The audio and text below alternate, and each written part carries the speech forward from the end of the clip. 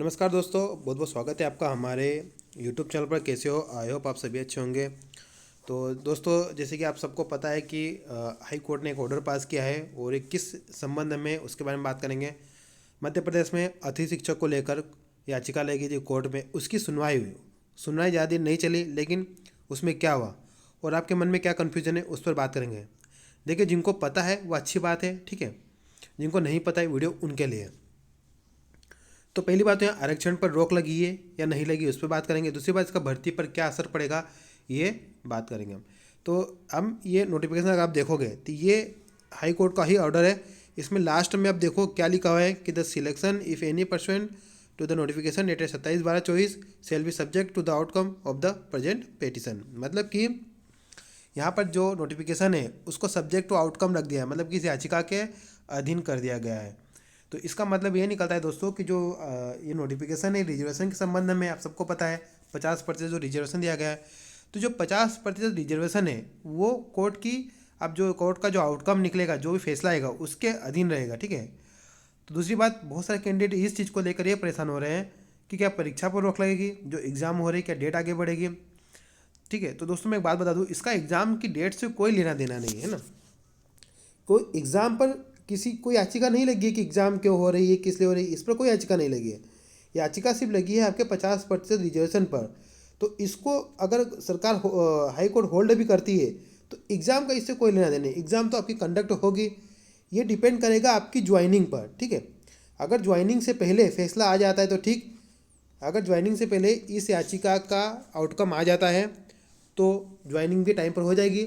लेकिन ज्वाइनिंग, एक बात फिक्स है, ज्वाइनिंग तभी होगी जब इस याचिका की फैसला जो भी होगा वो आएगा, ठीक है। तो एग्ज़ाम को लेकर ये कन्फ्यूजन मत करिए। मेरे पास फ़ोन आ चुके हैं, 2-3 दोस्तों के फ़ोन आ चुके हैं। इसी तरह दूसरे भी परेशान होते होंगे कि क्या एग्ज़ाम पर इफेक्ट पड़ेगा। एग्ज़ाम पर कोई इफेक्ट नहीं पड़ेगा, एग्ज़ाम ऑन टाइम पर ही होगी। जैसे कि आपको मैं एग्जांपल देता हूँ, ओबीसी का केस चल रहा है ना। ओबीसी का केस अभी तक चल रहा है। इससे क्या होता है, भर्तियों पर असर पड़ रहा है और भर्तियाँ रुकी भी थी, ठीक है। फिर सरकार ने बीच का रास्ता निकाला, कौन सा, 14:13 ऐसा एक रास्ता निकाला है ना। लेकिन अब ज्वाइनिंग बाद में होना शुरू हो गई है और केस अभी भी चल रहा है। तो सिंपल सी बात है, आपका जो अतिथि शिक्षक का रिजर्वेशन भी है, ये सिर्फ रिजर्वेशन पर केस चल रहा है, आपकी भर्तियों पर इसका कोई असर नहीं पड़ेगा। इसको लेकर आज न्यूज़ भी आई है, मैं आपको दिखा देता हूँ।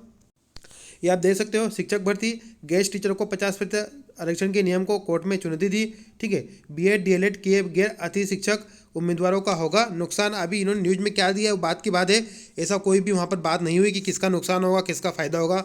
मैं और क्लियर कर देता हूँ, न्यूज़ से आप कंफ्यूज ना हो, ठीक है। शिक्षक भर्ती के लिए प्रदेश सरकार द्वारा संशोधित किए भर्ती नियमों में हाई कोर्ट में चुनौती दी गई है। 27 दिसंबर 2024 को एक संशोधन कर अतिथि शिक्षकों को 50% आरक्षण दिया गया है। इनको लेकर हाईकोर्ट की डबल बेंच ने राज्य सरकार को नोटिस जारी किया है। साथ ही 27 दिसंबर 2024 के बाद आने वाले भर्ती पर एक बंधन लगा दिया है ना, जिसमें तमाम भर्तियां इस याचिका के अधीन होगी, मतलब इस याचिका के अधीन होगी। एडवोकेट दिनेश चौहान ने हाईकोर्ट को बताया कि अतिथि शिक्षकों को 50% रिजर्वेशन देना संविधान के प्रावधानों के खिलाफ है।